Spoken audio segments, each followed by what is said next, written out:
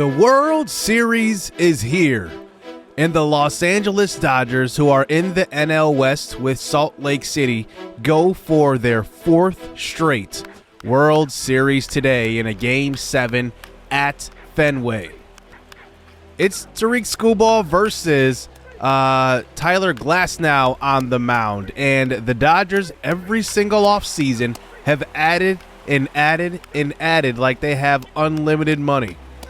But this game goes deep into the 8th inning, tied 2-2, and we are headed to extras here in the 10th inning. Hamilton gets a triple but cannot score a run for the Red Sox and walk it off. Then on to the 13th inning, nothing doing for the Dodgers. How about the 14th inning, everybody? Nothing.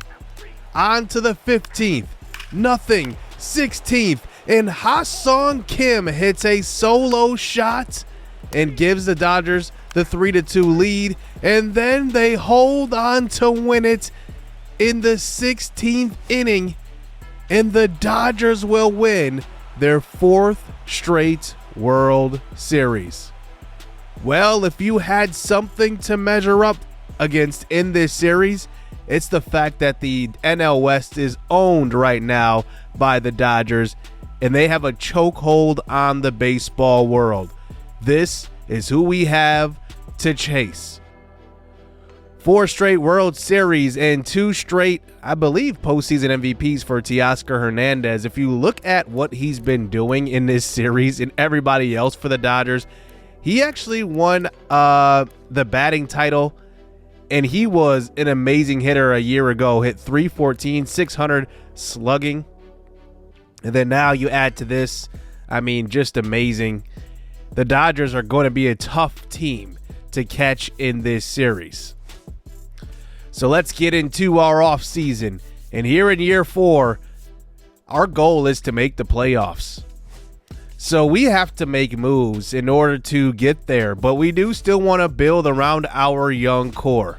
Now, I do some logistics here, fixing some of the helmet colors and everything, really embracing that black and teal, and then that slight orange as well. So we have our coaching staff, and realistically, there's no way you get the best coaching all the way around. So I like to have 2 A's, 2 B's, and 2 C's. So we have a couple of openings here, and I go to my hitting coach and my pitching coach for hiring. Now, one thing I do want to get better at is obviously our offense. And one thing that I do look at here, actually our farm director, I had that wrong. So our farm director is available, but AJ Hinch is here.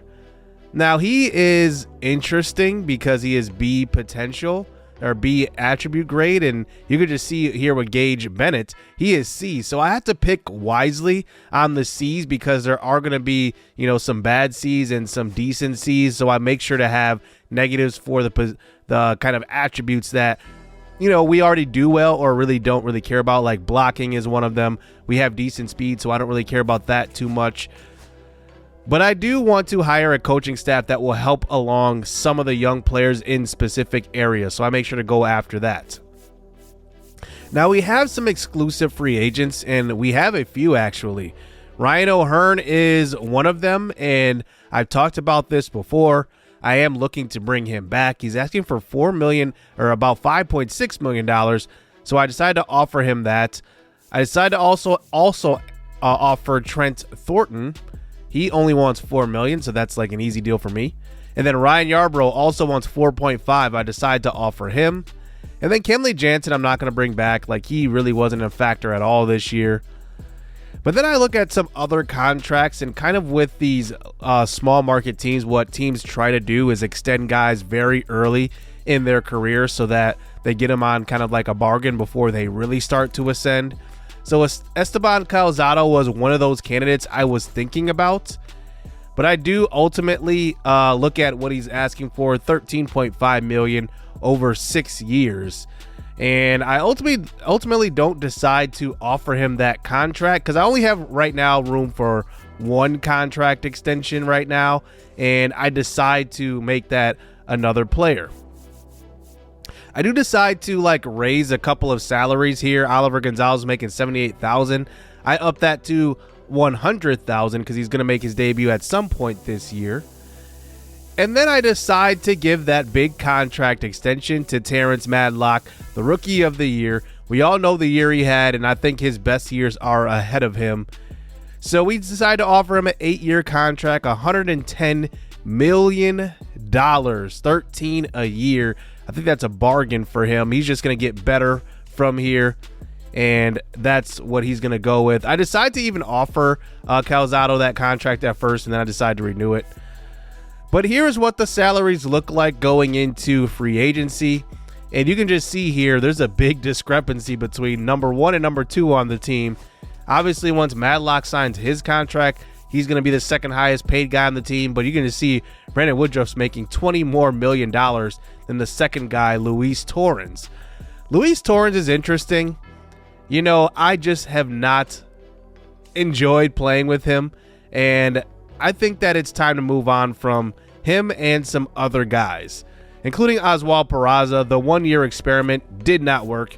We're just going to release him outright. Andre Monasterio, same thing. The 1-year experiment did not work. He only hit 227.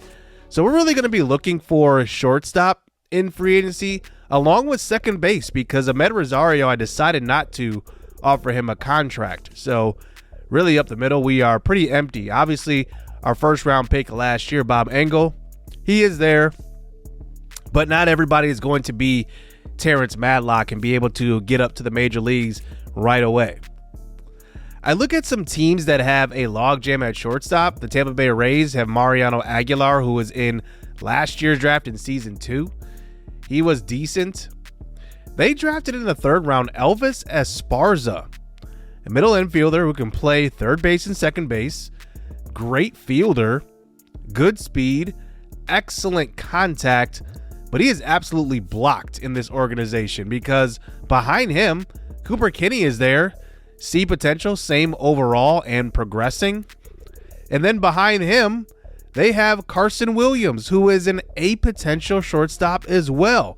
So a lot of guys that are probably going to be blocking Esparza. So I decide to make a call to the Tampa Bay Rays. They're obviously building like we are, but they are way far ahead than we are. And I decide to offer them Luis Torrens. I think Torrens fits what they want. They want a cheap catcher, and their biggest team need right now is a catcher. But I have to make the deal sweeter. So I have to offer Clemente Mendoza-Burks, a top 10 prospect in our organization, our 4th round draft pick back in season 1. He is a B potential, and we get an 18-year-old pretty good shortstop in Elvis Esparza back. And I think this is a pretty fair deal. If you look at their prospects as far as outfielders, they don't really have many B potential young players to really bank on. So I think this is a fair deal for both teams. They get their first team need, which is catcher, and a young outfield prospect, and we decide to make that deal to open the offseason. Well, it looks like nobody agreed to their contract except Terrence Madlock. So here we are, going into free agency with a lot of holes. Outfield is definitely a position that we need because there is some big uncertainty there. Could Dustin Davis fill in? He was our late round draft pick last year. He is 71 overall, but he is very unproven. Alec Thomas is entering the last year of his contract. Remember, we extended him for a 3-year extension after season 1. Now he's entering the final year of his deal. Then in right field, we have Luis Lara, who had a decent year in right field. I think I'm going to give him really 2 years to really prove himself. He hit 243 in his first full year in right field. We'll see what he ends up being. But he could be the future at center field for us. You never know. And then we add Elvis Esparza to the mix. Now, is he going to be ready? I don't know. But he is a higher potential 18-year-old who could get a shot. And then there's Bob Engel. I'm going to play all these guys in spring training just to see what I have. But it's going to be important to obviously get the sure things here, guys with MLB experience as we enter free agency. So here is the free agent class. And as I look at a lot of these guys, there are a lot of starting pitchers available, but that is what we do not need at this point. One guy that catches my eye is Steven Kwan. He is available as an outfielder, but he would definitely be taking the spot of more than likely Luis Lara if we went after him.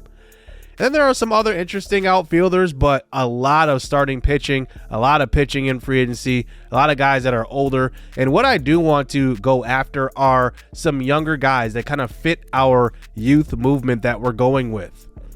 Ryan McMahon is available. Even though I just said the youth movement, he is kind of what we're looking for, though. He's hit 20 plus home runs in now 5 straight seasons. And he slugs very well, gets on base at a high rate. He's asking for $17 million a year. And I kind of want to be around that $110 million salary. That gives us, like, I believe somewhere around $30 million to kind of play with. Nolan Arenado is there, but he is a lot older. Some of these older guys do not attract me at all. So we're going to really have to make a decision here. Do we spend the money on somebody like a Ryan McMahon or even an Alex Bregman, who is 33? Because free agency isn't reserved for young players. Obviously, these are guys that are in their late 20s at the earliest, going into their 30s. And, you know, I do see some interesting guys, and second base is still a position that I do need to address. And Brendan Rodgers is here. Ahmed Rosario hit 254 in 2 straight seasons. But then I look at Brendan Rodgers and kind of what he brings to the table. A high contact rate, has decent power too, and hit 270 last year, which is a step up from Ahmed Rosario. And if I'm being honest, I did want to extend Ahmed Rosario at some point, but then I realized that maybe he's just not as good as what I initially thought. I thought that he would be a guy that would contribute in the future of this series also, but I think that he just was not exactly what I thought he was going to be. And then I look at outfielders too. There are some interesting guys, but nobody that I'm like banging the table to go and get. There are some decent options. I do, like I said, want to stay young. Joe Adell is there. He's 28. Brandon Marsh is here. He would be an interesting add, and he would probably take over in center field. That would make Alek Thomas expendable. But right now, I do like Alek Thomas in center field. He had a down year, and I'm not banking on him having another down year. But if he does, I mean, then we'll think about moving on. But I think the one thing about Marsh is that he had an OPS of 811, which would be a major upgrade at all of our positions, to be honest with you. There is an outfielder here, Carlos Santos, who was drafted in the 3rd round back in season 1's draft. He's just sitting here, and he's only 21 years old. Now, he has went down in overall. I'm not exactly sure why, but he has not even played a major league pitch at all, a game at all. So I decided to offer him a minor league contract. I mean, that was kind of a no-brainer. So right now, I decide to add Brendan Rodgers to the board. And then I still want to prioritize Trent Thornton along with Ryan O'Hearn. So these will be the 3 guys we focus on here in week 1. So we move on here. A contract decision for Ryan O'Hearn, and he will decline. And I offered him a 2-year, $5.7 million, exactly what he was asking. Gage Bennett ends up accepting our third base coach job.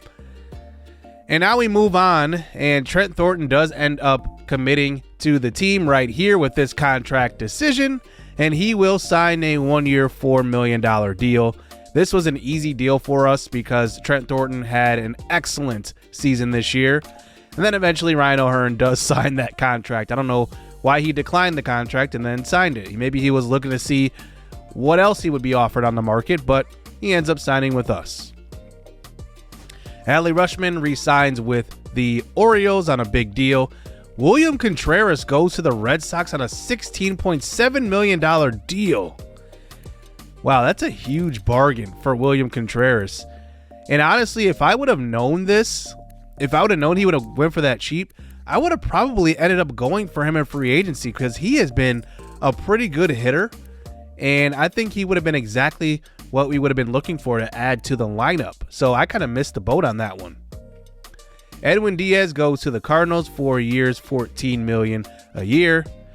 And Madlock officially signs his contract. So you see our player salaries at about $86 million. So we have about $24 million to spend to make ownership happy here.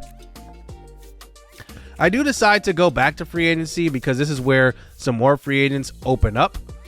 And now we officially have enough motivation for Brendan Rodgers to sign. And I decide to offer him, he's looking for a 2-year, $9.7 million deal. I decide to only offer him a 1-year deal because I have no idea what's going to happen with Esparza and Bob Engel. And he does accept that contract. So sometimes you can get these guys with shorter years than what they wanted. And I proved that here. 1 year less than what his demand was, and he ends up signing. He was a number 81 ranked free agent, by the way. So now we sign him, and we still have, kind of a question at shortstop. And I don't really exactly know what direction I want to go. Bob Engel is not going to play shortstop. That's for sure. His defense is horrible. Weston Wilson could play a little shortstop. He's versatile. But then I think I need to go via trade and maybe look at another option that, is available across the league, kind of like what we did with Esparza, because I signed the 18-year-old, but we need maybe an older player there as well. How about the Brewers making a couple of big signings, including Justin Steele? I mean, they are just going nuts here in these free agency periods. Alex Bregman goes to the Braves on a 1-year deal. $21 million. I'm surprised he didn't sign a longer deal than that, but only 1 year for Bregman. He moves over from the Red Sox to the A's. So I visit a team that has a log jam at shortstop. Another one, and it's the Pittsburgh Pirates here. They traded for Carlos Correa last season, and they also have Willie Castro, who's making a lot of money. Not to only do that, but they have J.P. Crawford there. I mean, they have a lot of money invested in shortstop, and I have no idea why. I don't know why they did that, but maybe that's their entire infield there. So I decided to try to make a deal for J.P. Crawford out of those three, but the Pirates are asking for way too much. I had Johnny Hood. It's the only player they really, really want, and I just can't do that. Calvin Almquist, he could be included in the deal, but I didn't think that J.P. Crawford was a good enough return for Calvin Almquist. And I can't really find anybody else who fits a deal that I'm willing to deal away. So I kind of table those talks for J.P. Crawford. But then the Dodgers make a deal. Ryan McMahon, you got to be kidding me. They keep adding players in these off seasons. And last year was Pete Alonso. This year it's Ryan McMahon. I mean, they're just going to try to go for 5 straight titles and just not stop winning. So I decide to go a little bigger and just to see, who would bite here. Byron Buxton's interesting. He has not hit well the last couple of years, though, and that's really my hesitation with him. He's going to be a free agent next year anyway. O'Neal Cruz caught my eye, but he had a very down year, hit .218. And one thing that I'm looking for is the offense, and can I trust O'Neal Cruz to bounce back? I don't know if I'm willing to take that risk. Obviously, his ratings are really good, but his production wasn't there. So I decide to go to the Astros and make a deal for a young third baseman in Cam Smith, along with Kevin Hopp. Let's first talk about Cam Smith. Cam Smith was a first-round pick of the Chicago Cubs. He was traded to the Astros in that Kyle Tucker deal, and Cam Smith in real life is their number 1 ranked prospect in their organization. He's 25 years old at this point, good defensively. He's still developing offensively, but I think that he could be a really good third baseman for us if we continue with these younger players. But I think the biggest chip here that can contribute right away is Kevin Hopp, a starting pitcher, because we see that the Dodgers keep adding offensive players. We need to add some high-quality starting pitching to this rotation to go along with, the top of our rotation with Brandon Woodruff, with Esteban Calzado, Johnny Hood. And then we decide to trade away Roosevelt Matson, who we acquired via trade as a kind of fringe minor leaguer, Nelly Taylor, who we also acquired last offseason. But then the big chip is Calvin Almquist. Calvin Almquist will add to this Astros organization, who has really no depth as far as starting pitching prospects, and this will be their first top 100 prospect in their organization right now. And that's the big reason why they want to do this deal. Calvin Almquist is the number 48 ranked prospect in all of baseball, and we decide to deal him away, drafted in the second round in season 1, and we make that deal. So seeing how Kevin Hopp does insert into this starting rotation, he's right in the middle of it, and I'm excited to use him. And now I decide to continue my quest for another bat here. Lars Nootbaar is interesting. He only hit 240 last year, but I want to see exactly what his interest could potentially be. And I add him as our only priority. I don't really see anybody else I'm really interested in. So we advance on, and then Lars Nootbaar is already ready to make a decision. Oh my goodness. I don't even know what his interest. It's 45% motivation assigned, but he wants $14 million for 2 years. And in these situations, you really have to overpay. So I decide to move it up to $15 million. But then I think about it, is Lars Nootbaar really the player that I want to go after? I decide not to. And he signs with the Dodgers. You've got to be kidding me. I mean, this is ridiculous. A 1-year, $17 million deal. He doesn't even sign for multi-years. That's just incredible. So really the last, things of the offseason as we get through these weeks of free agency, we get to the draft lottery, and we had the number 7 odds at the number 1 pick, and we moved down actually 1 spot to number 8 overall. There's a silver lining in this because we don't have a high draft pick, but we do pick the latest we've ever picked. So that means we're getting better in this series, which is a good thing. Then we get a trade offer from the Cardinals, and the Cardinals are offering Brian Domingo, who was a draft pick back in season 1. I believe he was number 2 overall, and he ends up being offered via trade. This is actually pretty crazy because I can't believe they're offering for Terrence Madlock. That gets a quick no.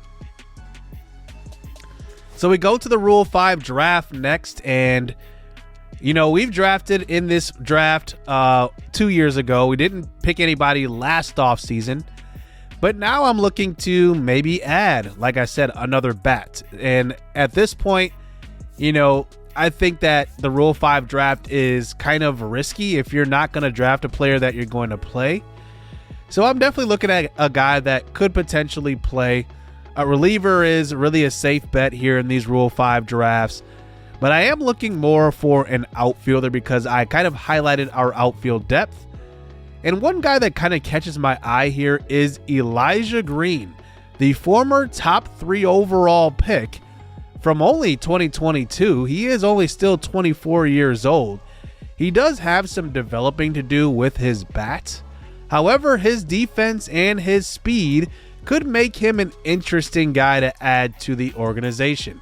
We'd only be paying him, $70,000 a year, because he has not played in the MLB yet. And I actually decide to really give him a hard look.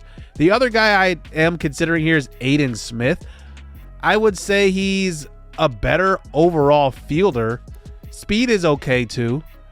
But I just like that Elijah Green was a former first-round pick, and I think he's still got a lot of potential. So even if he does end up being a bench player this year, I do kind of like him as, kind of a depth guy, and then I can develop him more in the minors, say next year if he doesn't end up performing well. So I decide to stick with the roster that we just had, and there was one thing missing, a really big bat, and I did not get that via trade or via free agency. But that was because I was willing to go into spring training and to give the 18-year-old a shot. And boy, did he prove that he could be an MLB player right now. This was his first at-bat here in spring training, and I wanted to really see if I could make a trade after spring training to acquire another bat. But Elvis Esparza showed up. He led the Cactus League in batting average for eligible at-bats, and he also was our leadoff hitter in the spring, and he did not disappoint at all. Now, his one thing is that he does not have the strongest arm at short, but he's actually a really good fielder. And Esparza really showed up and showed me that he could possibly be the starting shortstop at just 18 years old. Then there was Cam Smith, who I acquired to possibly even, start opening day at either short or third. One thing about him that he does have to do is develop his bat a little more. And I did see some moments in the spring, but I think he does need maybe some more growing at the minor league level. Then there was Oliver Gonzalez, who actually finished spring hitting about 240, 250, 260, but he did have a slow start. I do think he's not ready yet, so I will keep him in the minors to start this year. Then there's Ben Rice, who hit 276 in the spring. Hopefully he's going to have a huge season coming off of his career high in home runs with 27. I think that he's going to have a pretty big year. Look at this AB here versus the White Sox. He hits this one to dead center, but look at how far he hits it. 472. Ben Rice has been hitting the weight room. He missed second base right there too. And he's going to be ready this year to be probably our, DH of the now and the future. And he will actually platoon at first base. And that's kind of what my plan is for him. So at catcher, I'd actually decide to move Daenerys De La Cruz back to catcher because, he was once a catcher and I did like what I saw from him in the spring. Like, he was hitting the ball pretty well. So he gets his second shot at the MLB. Now, if you're new to this series, Daenerys De La Cruz is one of those young players I had back in season 1. And he got some experience. Then the last couple of years, he's actually been down in the minors. So he's finally getting another opportunity to play at the MLB level. Dustin Davis was pretty good in the spring. He had a string of games where he was hitting the ball really well, and then he went cold. So I have him in my back pocket to possibly be an outfielder to use this season. But he will be at AAA at least to start the season, and then we'll see what we have. But let's talk about the first round second baseman we drafted this past draft, Bob Engel. Excellent contact, excellent vision, excellent clutch, but the defense is terrible.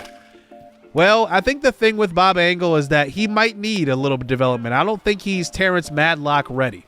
And I think that that's going to be a smart move to develop him just a little bit here in season 1 in his career. And then there's Kevin Hopp, who we acquired via trade. And like I said, I do want to have a strong pitching staff because our division can really hit the ball. And I think that Hopp is going to be an excellent contributor for us here this season. I'm going to have him probably in that number 3 spot in the rotation because it will probably be Esteban Calzado, who's looking to get the opening day start, then Brandon Woodruff, and then Kevin Hopp. So I really like what Kevin Hopp kind of provides for this rotation. And then Elijah Vaughn will likely get the MLB roster, opening roster nod here because he played pretty well in the spring, and he's one of the few lefties in our organization. That's one thing that we are lacking quite a bit is lefty starting pitching. So I decide to keep Elvis Esparza at the MLB level, and I think, in order to be a good team, especially in this division, you have to take these calculated risks. I did trade for Esparza to be the future at shortstop, but I think he's ready right now. Oliver Gonzalez, like I said, I think he's going to get moved down to AAA to start the year and then could get moved up in short order, so pay attention to that. But I ultimately just decide that, this roster does need a little boost. Mauricio Dubon, I decide to go after him, but he's asking for way too much. One thing that they should fix is that, I don't like in free agency where it's if you're not in the top 150, you don't get the priority board kind of treatment. I think everybody should. If you're below the 150, you have to sign a contract here in this menu, and sometimes their demands are way too high, like way too high. So I ultimately just decide to go for a cheaper bat in Giancarlo Stanton. Now, he hit pretty well actually last 2 years ago, and he's actually coming off of an all-star year back in season 1. And this is kind of what we need. We just need another bat that can hit, can slug pretty well. And if you look at 2 years ago, he slugged 390. 2 years ago, he slugged 567. 3 years ago, he slugged 390. And he still has quite a bit of power left. And I'm just looking for a bench bat here. So at $2.5 million, that's a cheap deal. And that gets us right to that $110 million in contracts here for player salaries. So projecting this year, here's what the lineup might look like here. Terrence Matlock will hit in that 3 spot, while Esparza will lead off here at the MLB level, followed by Ryan O'Hearn and Ben Rice, with Alek Thomas entering his final year. Eventually, Justin Thompson Jr. will probably be replaced by Oliver Gonzalez, but he will get the opening day starts right away. And then versus left, it looks a bit different, with Weston Wilson moving up to that 4 spot. He hits well versus lefties. Ryan O'Hearn drops to the 5. Fritz De La Cruz will platoon here versus lefties, with Giancarlo Stanton right now penciled in to be a starter in right field. And then the surprise is Luis Lara will be pretty much a full-time outfielder and will bat for Alek Thomas in center field versus left-handed pitching. So that will do it for the offseason, and there's still a possibility that we could make a move before opening day to really add another bat to the lineup. But right now, this is kind of what our roster is looking like. I think we improved slightly. It wasn't a huge offseason for us, but I'm excited to see what Esparza does at short. I think he can be a big surprise and a surprise boost for this lineup to hopefully score runs. That's what we want to do, and we want to slug well. So hopefully Madlock steps up, Ben Rice steps up. All these young power bats in our lineup end up, really getting better in the future. So hit subscribe, hit that like button. Let me know what you thought of the offseason and if we should make another move. We'll see next episode. Stay tuned. Let's get it. Let's go.